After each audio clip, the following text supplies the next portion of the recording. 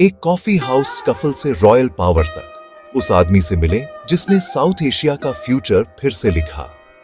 Robert Clive governor पैदा नहीं हुए थे। वह एक स्क्रैपी यूथ थे। वह रेस्टलेस यूथ थे जो अपनी किस्मत बनाने इंडिया आए थे। जून 1757 में प्लासी की लड़ाई में क्लाइव ने बोल्ड स्ट्रेटजी अपनाई और डिस्कंटेंटेड लोकल लीडर्स के साथ एक रिस्की अलायंस बनाया और सिराज उद दौला की बड़ी फोर्स को हराया। उस एक दिन ने सिर्फ एक लड़ाई नहीं जीती, इसने बंगाल में ब्रिटिश पॉलिटिकल कंट्रोल के लिए दरवाजा खोल दिया।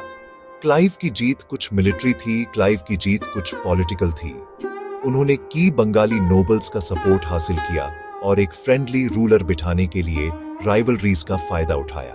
बंगाल पर कंट्रोल के साथ ईस्ट इंडिया कंपनी को बहुत ज्यादा रेवेन्यू मिला और बड़ा इन्फ्लुएंस भी मिला, जिसने पूरे इंडिया में ब्रिटिश रूल की नींव रखी।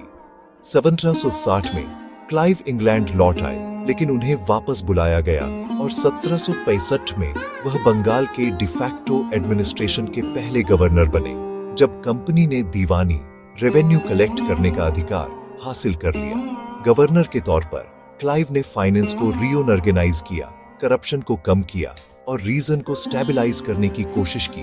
हालांकि उनके मेथड्स और कंपनी की प्रॉफिट ड्रिवन पॉलिसीज ने भी कंट्रोवर्सी और सफरिंग को जन्म दिया।